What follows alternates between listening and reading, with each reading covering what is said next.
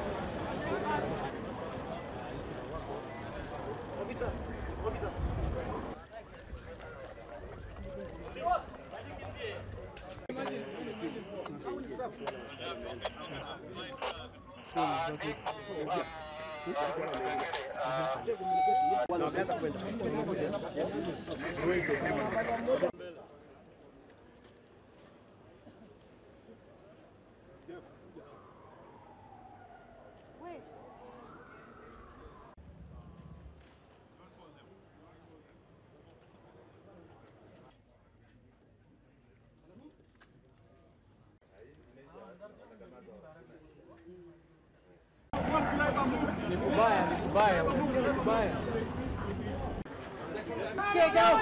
Guys, stay down!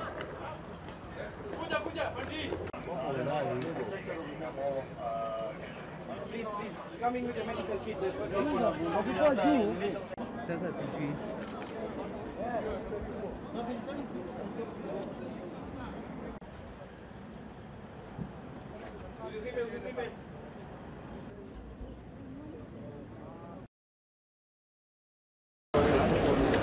Kituo hiki cha kibiashara kilikuwa kimefurika wateja, wafanyabiashara na wageni wengine waliokuja kwa shughuli za aina hasa wakati wa wikendi. Lakini punde tu baada ya wapiganaji kuvamia jumba hili, hali ilibadilika na kugeuka hali ya mguu ni ponye. Tazama hapa, wananchi wakijaribu kuchutama na kukimbilia usalama wao. Kando yao ni maiti ambayo imesimamiwa na afisa wa usalama. Hii ni sehemu ya kuingizia magari katika eneo la kuegesha magari juu ya jumba hili la Westgate Mall. Na inaarifiwa kuwa wapiganaji hao walikuwa katika kila sehemu ya jengo hili. Nje, juhudi za uokoaji zilikuwa zikiendelea. Watoto wadogo ni miongoni mwa waliokuwa hapa. Kulikuwa na shindano la kupika lilokuwa likiandaliwa na kituo kimoja cha redio humu nchini. Shindano hilo lilihusisha watoto na wazazi wao. Hapa wavamizi hao walifyatua risasi kiholela na kuwalenga watoto na watu wazima. Kila juhudi za uokoaji zilipofanyika, ndivyo milio ya risasi ilizidi kusikika ndani ya jumba hili. Jumba hili mbali na kuwa na maduka pia lina benki kadhaa. Shirika la Msalaba Mwekundu likiongozwa na Katibu Mkuu Abbas Gule lilihakikisha kuwa kila majeruhi anaingizwa katika ambulansi na kukimbizwa hospitali. Maafisa zaidi wa usalama waliwasili, lakini hali iliyoshuhudiwa hapa ilionekana kumshangaza kila aliyefika. Hili ni tukio la kwanza nchini Kenya ambapo wapiganaji wamevamia jumba kubwa na kuua au kujeruhi wananchi pasi na kujali. Raia wengine walilazimika kujificha nyuma au chini ya magari, huku maafisa wa usalama wasiokuwa na sare rasmi wakijibanza ukutani na kushika doria tayari kukabiliana na adui.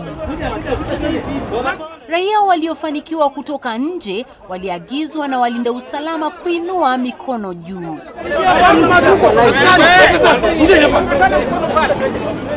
Waziri wa usalama Joseph Olelenku na inspekta mkuu wa polisi waliwasili na kushuhudia yaliyokuwa yakijiri. Tukio hili limetingisha usalama wa jiji la Nairobi, na mpaka sasa nia au azimio la wapiganaji bado halijajulikana. Irene Choge, NTV.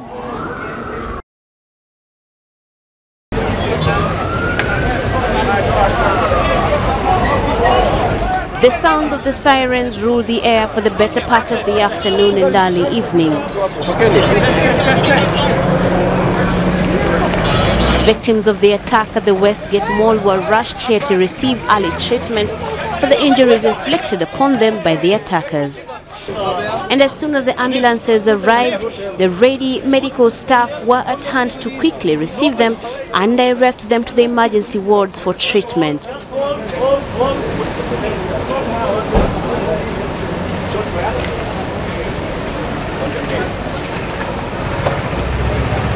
The injuries varied from minor cuts and bruises to the more serious cases of single to multiple gunshot wounds.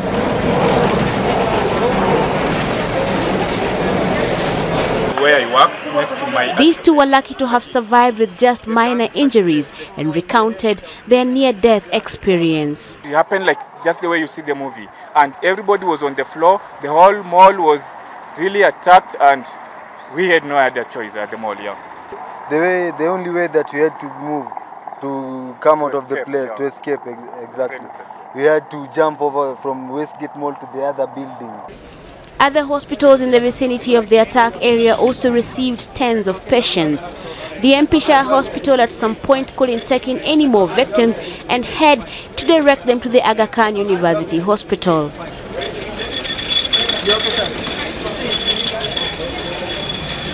But even here, as the day progressed, the hospital had to turn away those with minor injuries to pave way for the very seriously injured.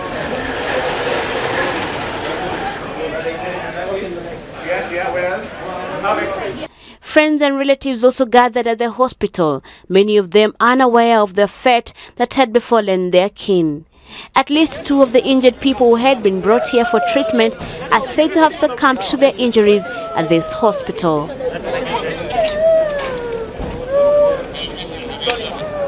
Emergency response services had their hands full at the scene with ambulances drawn from various institutions drawing into a collective pool to deal with the unfolding tragedy. Clear, please. The magnitude of what happened at Westgate is manifested when you come to the emergency and casualty centers of this hospital and many others within the city that have been dealing hourly by the arrivals of many of the people who were injured in that incident. Brenda Wanga, NTV, at the Aga Khan University Hospital in Nairobi. 11 a.m. The usually busy Westgate Shopping Mall in Westlands with more than 80 stores is under attack from unknown gunmen. Heavy gunfire is reported moments later, and according to those inside, it's a casualty hostage situation. 11:30 a.m. Police respond to distress calls from inside the shopping mall, but the gunmen have already injured some of those hostages who are forced to lie face down on the floor of the mall. All roads leading to the mall are cordoned off and diverted to different routes.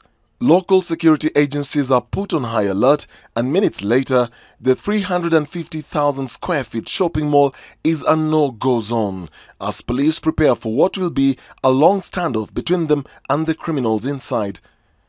12:30 p.m. The Ruiru camp of the country's elite squad, GSU Recce Company, is called in the multi-agency operation that sees the rendition squad and the hostage and rescue squad arrive at the scene and soon take positions. GSU Recce snipers occupy rooftops of adjacent buildings, mapping out the area, with officers outside the corridors of the mall taking the positions. Rescue teams arrive in their droves as police grapple with a security and hostage situation that is one of the most complicated in the history of this country. 3:30 p.m. More security services are deployed on the scene, including aerial surveillance to monitor the activities on the ground. Minutes later, the military comes in as the death toll begins to rise. Taking position in the entry and exit points of the shopping mall, more forces arrive. Sniffer dogs are brought in to clear the outside area of the shopping mall just in case the standoff is a diversion for an imminent attack. What is worrying in the security operation is the manner in which hostages were leaving the building without being screened. Akabadilisha nguo mbele yangu. First floor, akabadilisha nguo. Akavaa maroon, long sleeve, t-shirt na jeans. akavaa, akajificha mahali. Sasa mimi nikaingia kwa duka ile inaitwa ile ya viatu pale. Yeah. Nika rescue na staff ya pale. Tukaingia store tukakaa. Baada ya kukaa after 4 o'clock ndio tuka rescue nje. Sasa ile tunatoka nje nikaona hata huyu jamaa ako na sisi. The attack on Westgate had its ripple effect on all shopping malls across the country.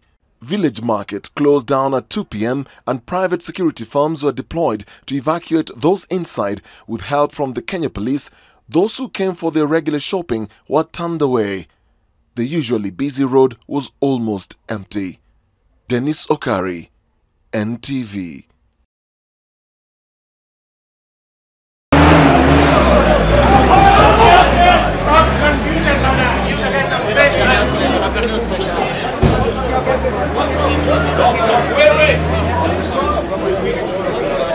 Can we move out and let the medical guys do their work? Yes, move. This way. Move 2 steps back. 2 steps back, please. Everyone. 2 steps back. 2 steps back. Hatutamaliza mzuri na nini? Sasa, wacha tupate picha huko. We need to treat them first, please. We need to treat them first. If this was your mother, you wouldn't want it, okay?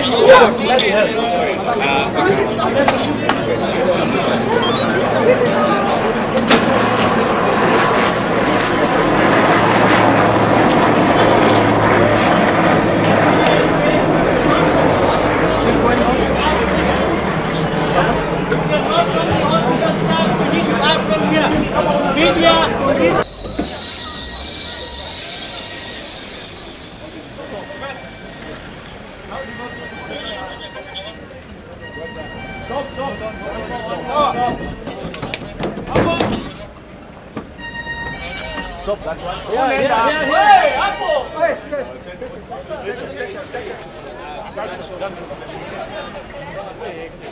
Doctors, please. Clear, please.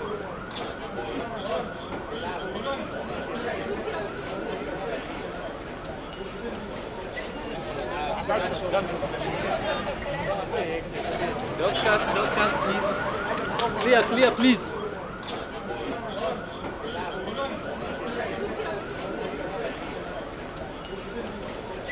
Clear, please.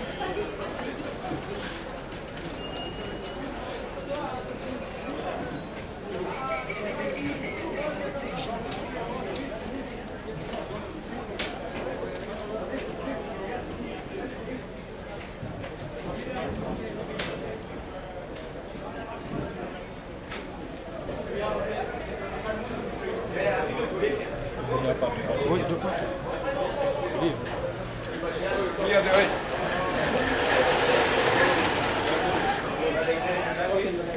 Yeah, where else?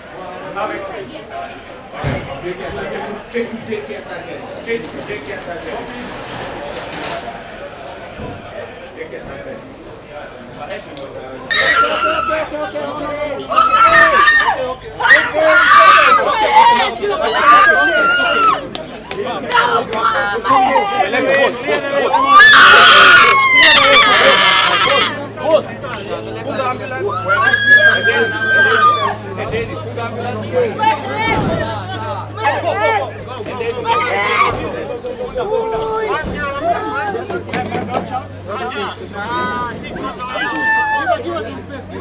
One for Charlie, 2. Boss, songa tafadhali. Kamera wewe atufanye kitu hapo. Toka hapo wewe. Toka. What are you Toka. Wewe kwenda. Toka.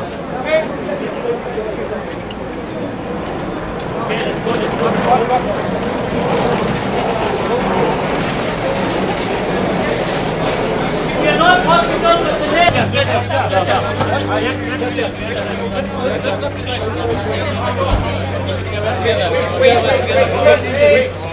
Wait for direction, please. This is a shot in the head. Shot in the head. Wait for direction. Please space.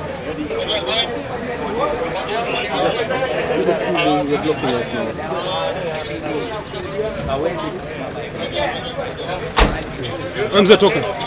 Songa kidogo.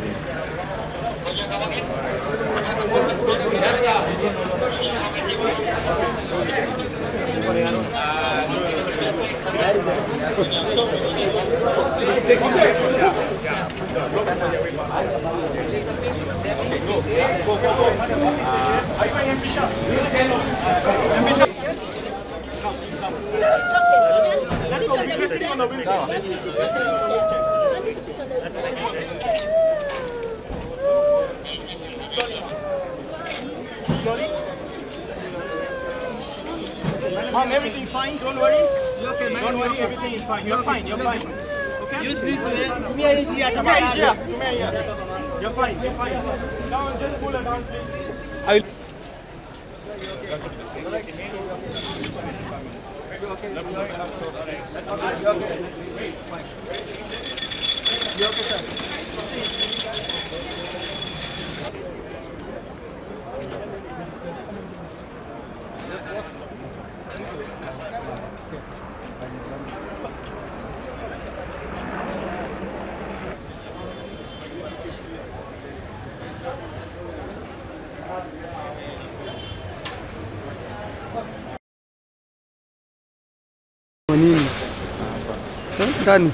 This is Ring Road Parklands, a road that leads downwards to Nakumatuke and Westgate.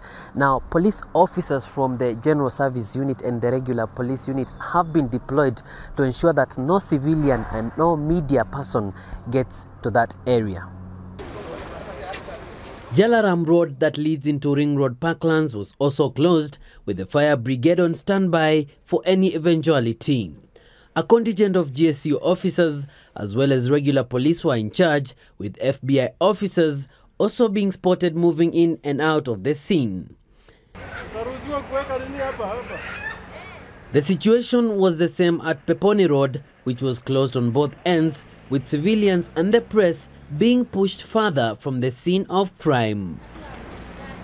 The story was similar in all roads surrounding or leading to Westgate, with tens of curious onlookers surging towards the scene.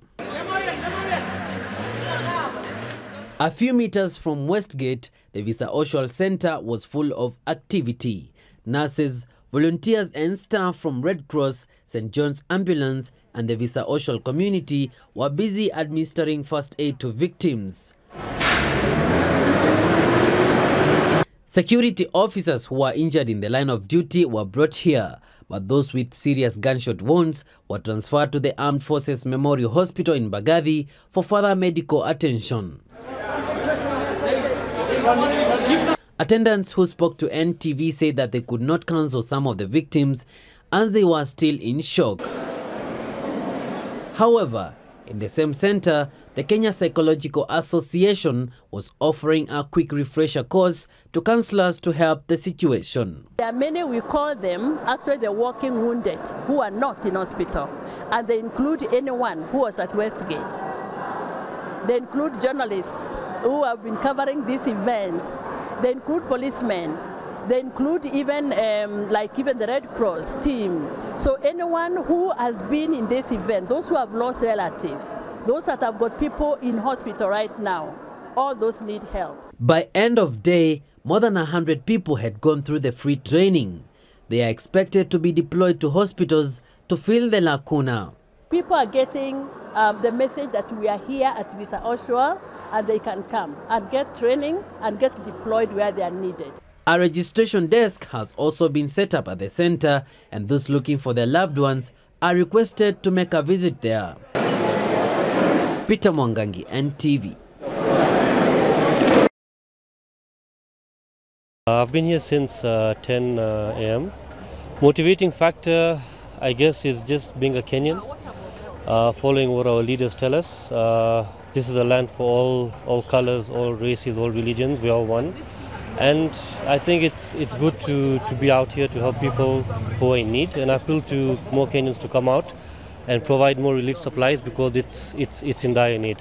At the end of the day, we just had to come together and do something. Okay. Just do what you can for this whole situation. Was there any of your people inside there? None, not any of mine. Yes, I thank God for that. But hey, every Kenyan is family to me, so those are still my people in there. What would you like to urge other Kenyans to do? come out, help out. Things are pretty much getting done faster than they're coming in, and there's still a lot. You can see that there are media officials who've been here for the whole night. Some of them haven't eaten.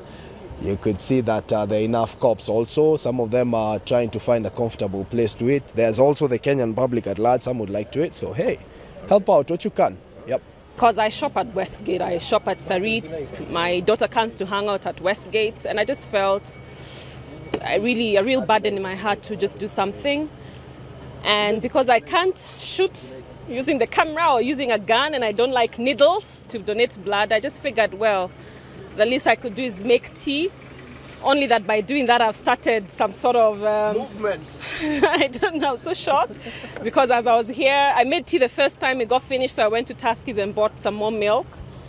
Then suddenly I'm seeing people from all over bringing me bread and biscuits and milk and asking what can they do, and I'm just so surprised. I'm just so amazed. So basically it's motivated others. It's motivated others, and I think what I would say is please come out and do whatever it is you can. If you don't hate needles like me, go and give blood. But I would really tell people not to mill around here because it's really traumatizing the people who are coming out. Let's just do what we can and not just be spectators. And I think my motivation mostly was to do more than pray, because I know many people are praying.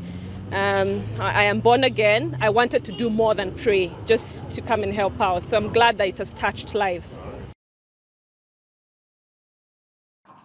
Waliokusanyika hapa mbele yenu ni viongozi wa vyama vya Waislamu, na hivi sasa tuko tayari kwa laani kisa ambacho kiliweza kutokea jana katika mtaa wa Westgate, Nairobi, na kuwaua Wakenya hawakuwa na hatia, na wageni wetu waliotoka nchi za nje walioweza kuwa huku katika Westland kujiburudisha na Wakenya wengine. Kama jamii ya Waislamu tunawaambia pole na tunawatumia rambirambi kwa waliopatwa na msiba wa jana. Pia kama jamii ya Waislamu tunasimama kidete na Wakenya wote kulani kisa hicho.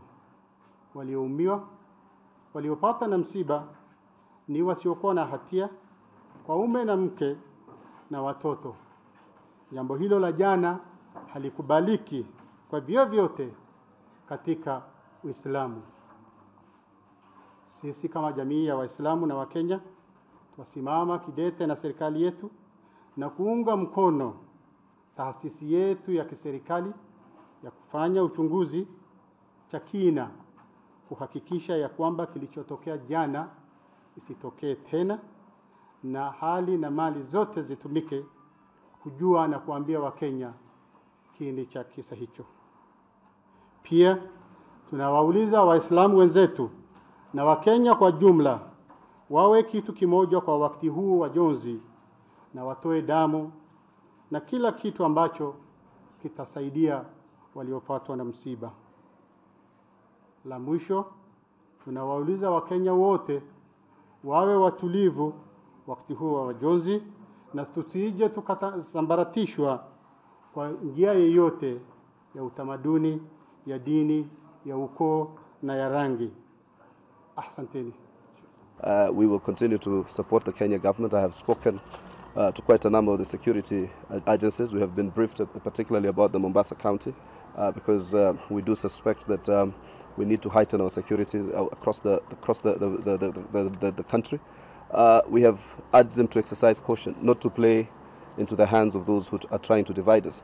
And that's why they need to exercise extreme caution even in terms of how they treat those they suspect. We must allow investigations to go on. We must allow police to pursue the realm of the law in terms of pursuing those who might be culpable for these crimes. But they must also exercise the kind of caution that does not escalate the kind of the objective that is being that the attackers are trying to achieve. So we, as a response to that question, I totally believe there is no issue between Muslims and non-Muslims in this country. We have lived as one nation. We are extremely as perturbed. I was up until very late last night, woke up again just to go to again see what updates will come forth. And if those who are in that mall are hearing us, let the Kenyans, let those people go. I think it is just not right. I have not come across any Islam that teaches us the science of wanton violence. I know some of you have used the name of Islam in the most negative of ways. I think it is high time you let the Kenyans in those and the rest of the people in those malls go. Let those who are still in that mall go alive. Clearly, that we condemn it. It's a heinous act. It's a dastardly, brutal attack, uncalled for and warranted. It's unjustifiable under any creed, under any law or any doctrine. We do not know who the perpetrators are at the moment, but whoever they are, we condemn them, and we really, indeed, we are standing with everybody who has been affected. We have been affected. We are Kenyans. We are standing as one, and there is no way that we are going to condone such an act.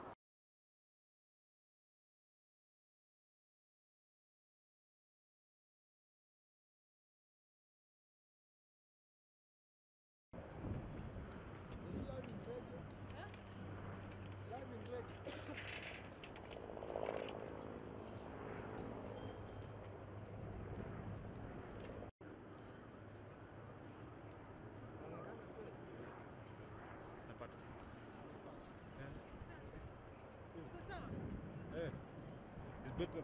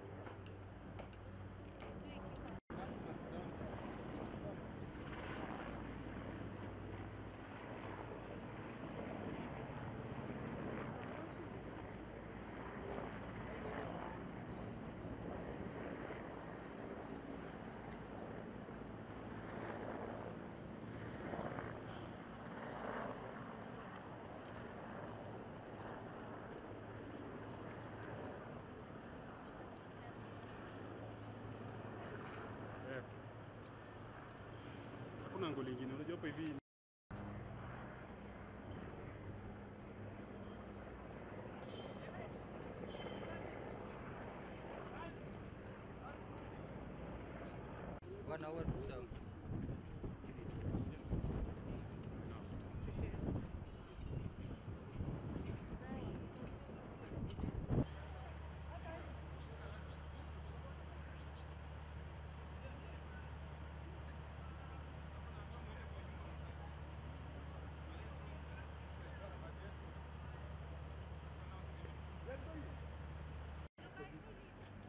Sasa pande ile anapo. Unaona hiyo pasi ya juu. Sasa hapo ni jaza, hapo ile roof ya document ventilation. Sasa zile mattresses zinatumika huko. Wakati. Unajua hata jana walikuwa wanasema watu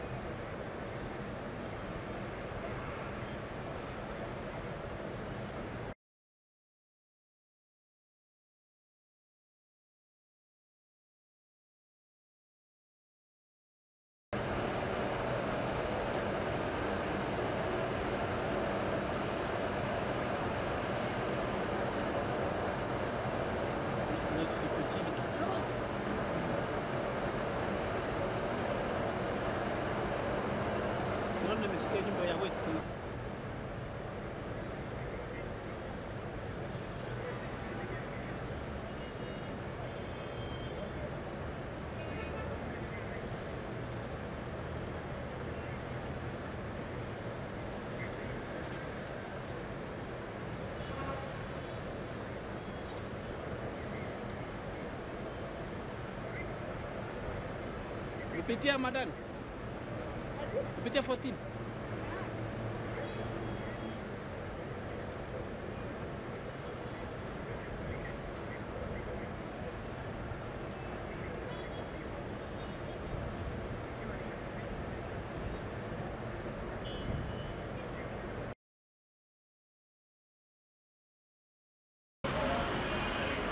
The streets of Nairobi. Like any other Monday, the streets are full and the shops open for business. But as Kenyans go about their routines, the anxiety on their faces is evident as some of them gather in small groups to talk about the events of the weekend, their voices hushed. Following Saturday's shooting, the Nakumatt chain of supermarkets issued a statement that all its branches within the city center would be closed, and one of them was this one here. But today it's open and customers are already flocking in. Not everywhere in Nairobi is as busy as the city center though. On Gong Road, the Junction Mall was open, and by 11 a.m. most of the stores at the mall were open, but with low customer numbers. This is the Nakumatt Junction Mall, and the mall itself is open for business, although the human traffic is not as much. But the management would not allow us access into the mall to either speak to them or film in the premises, saying that their priority at the moment is the safety of their clients. And as you can see behind me, there's a screening for all vehicles, and just up ahead at the gate in front of me, they've put up a security desk whereby every single individual who goes into the mall is screened, something that they haven't done before. In Westlands, the script was the same as in the city center, and there is heavy security presence. At the Sarit Center, most parking spaces remained empty as military personnel patrolled the area, both on the ground and in the air. Zainab, Wandati, NTV.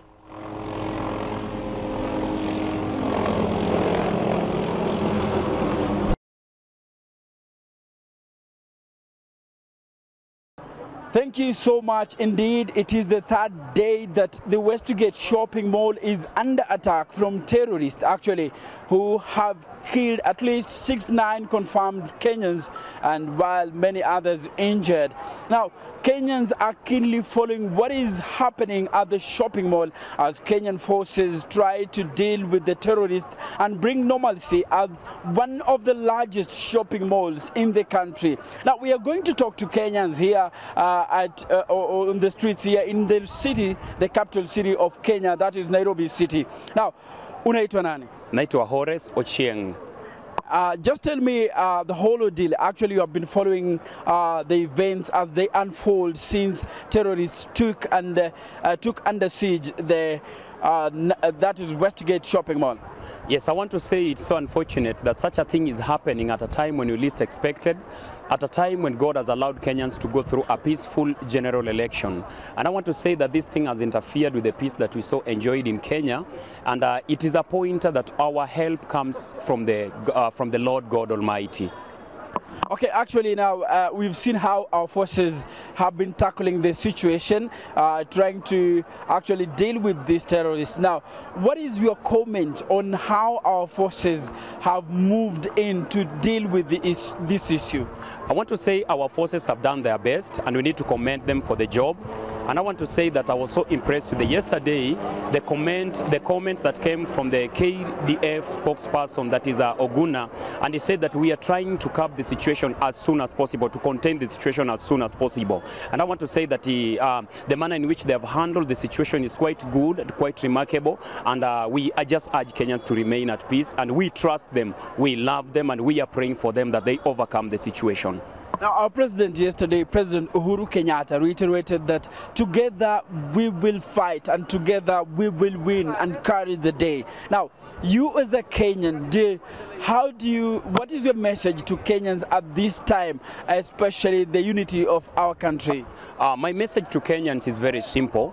We need to look unto God, and we need to pray for our leaders, that for the unity of these leaders. And our message, just like the president said, is that we are one, and we are not going to relent at this war. But I also want to say that our only source of help comes from God. This is a pointer that we at all times we will rely on God Almighty to protect us. His protection is very divine, and we thank God, we thank him that he's going to use the forces, he's going to use the president to spearhead the nations towards combating terrorism now and even in the times to come. Divine intervention, that is what many Kenyans here in Nairobi are saying, that we should actually seek the help of God and the support of His Almighty at this trying moment in the country. Let's talk to this young man here. Unaitwa nani? Naitwa Mohamed.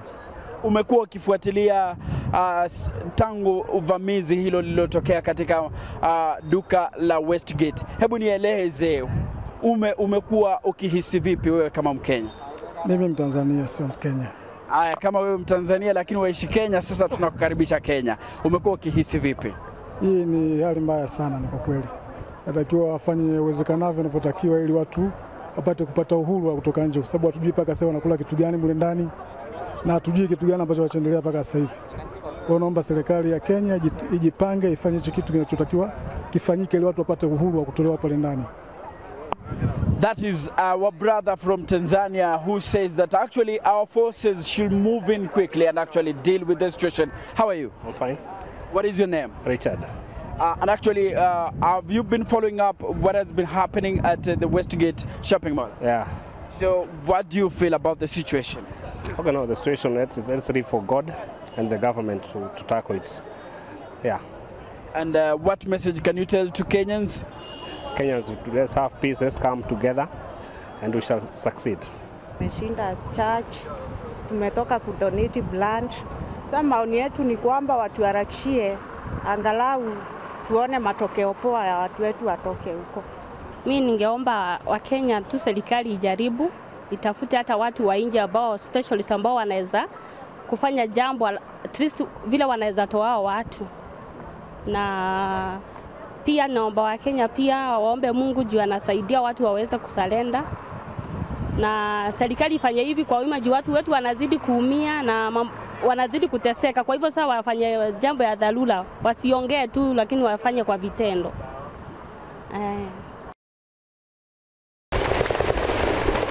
Sporadic gunfire at the Westgate Shopping Mall entered its third day. A flurry of activities was seen today, with more troops joining the special forces that have camped around the mall, pushing for the final assault and hoping to rescue hostages. Heavy gunfire dominated the better part of the afternoon. Everyone taking cover, including journalists and rescue personnel, with police officers taking their aiming positions for any eventuality. Moments before the Interior Cabinet Secretary and top security chiefs issued a press briefing, about 200 meters from the scene, two loud explosions are heard. The blast was followed by other smaller detonations and volleys of gunfire, but there was no indication of the fate of people whom the authorities say are being held by 10 to 15 gunmen.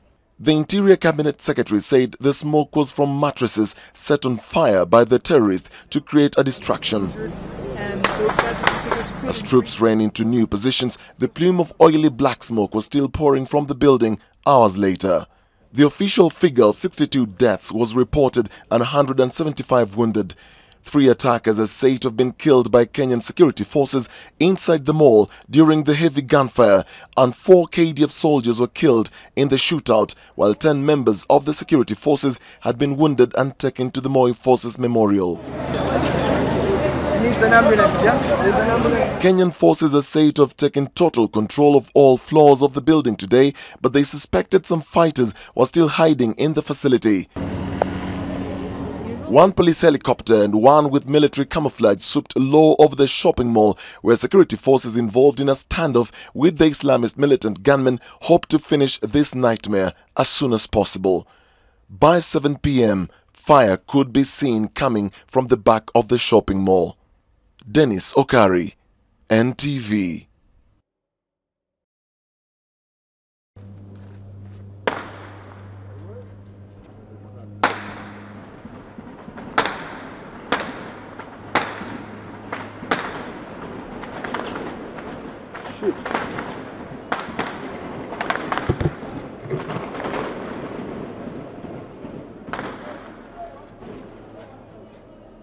Where? Do your thing. Eneo hili kunao watu ambao sasa wanakimbia na inasemekana kwamba watu wanapigwa risasi. Kunazo taarifa kwamba maafisa tayari hali si hali hapa.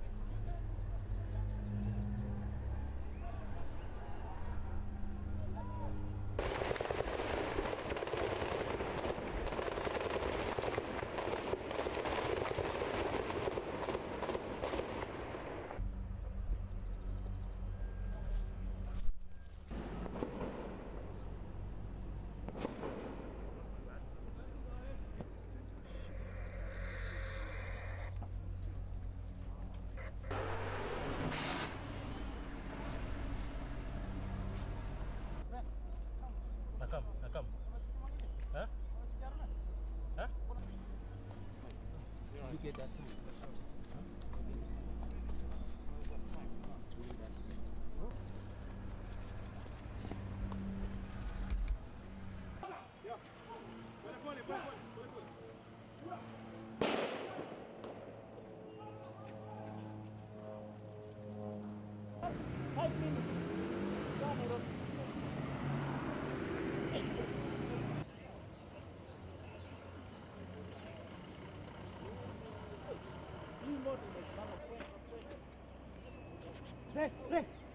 Press.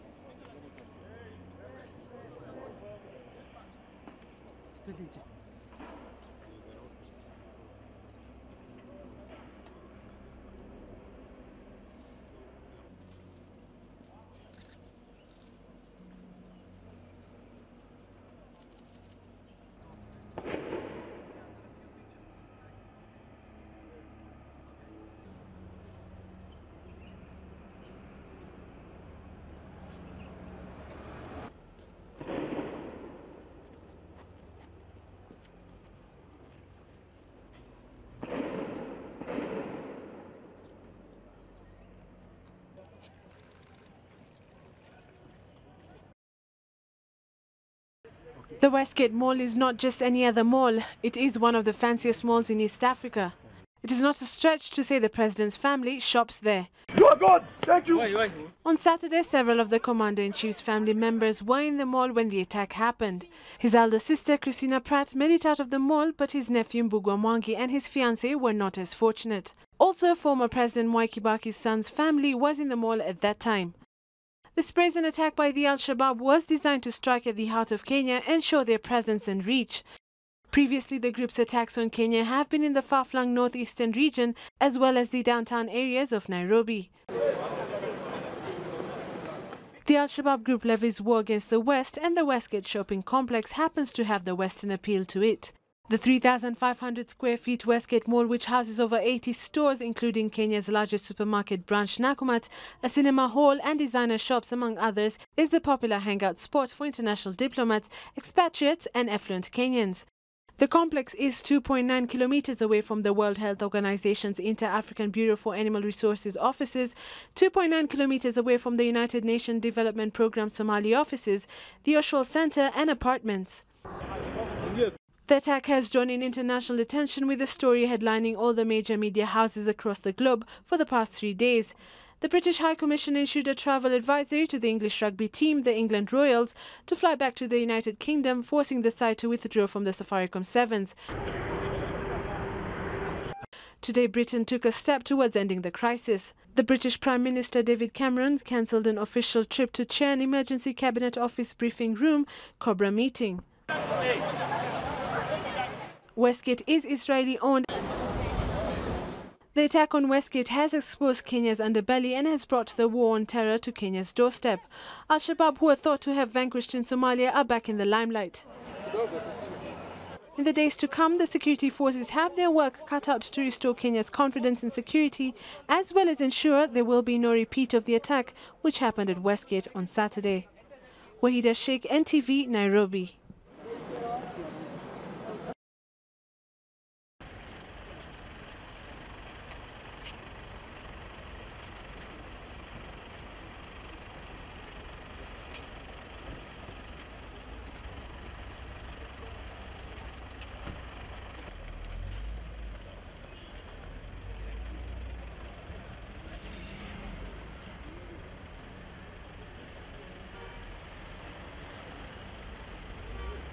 Well, basically, I think he just wanted to meet with all the patients and hear some of their stories, see how they were, and look at, how we coped with the situation. Not anything more than that. But it was really just to meet the patients and see, how they were doing. And I think it helps the patients as well to talk about it and that have someone important to actually hear what they have to say. So I think that was the main thing. It was really good. Yeah. Are the patients stable? Yeah, I think most patients are quite stable, and I think hopefully it will remain that way. And yes. how are you coping? We're coping fine. I think it was quite hard on Saturday. I think we picked up the bulk of the casualties, even though we're a smaller hospital. We got bulk of the casualties, bulk of the bodies. So I think that night it was hard, but we have a fantastic team on the ground. We had a lot of help from the volunteers, the Oshwell community. Our doctors were literally working 24 hours.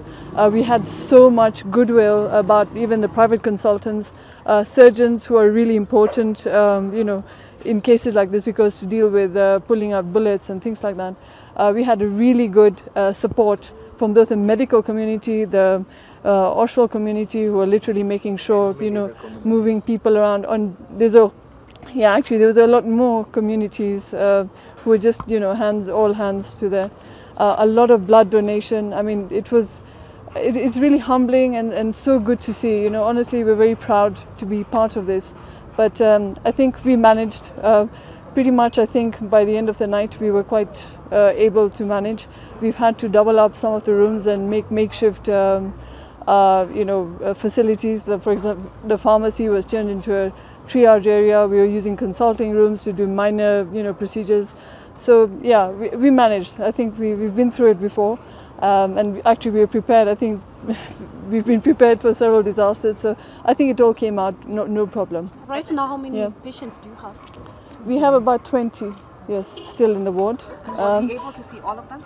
No, I think he was short of time, but I think he saw the bulk of them. Yes. By yesterday, there were 11 bodies that were not yet collected. How many have been collected? I have no idea right now. So I think the issue is also the process, our internal processes, in terms of getting the post-mortems done.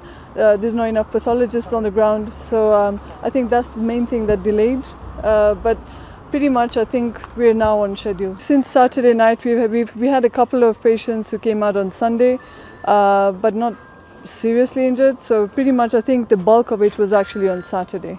So, and I think with the National Disaster Committee now in operation, I think they're now distributing the load a little bit. So if there's any patients coming out, they're probably being distributed to other hospitals and other facilities. And I think they've also set up their own tent to deal with some of the minor cases.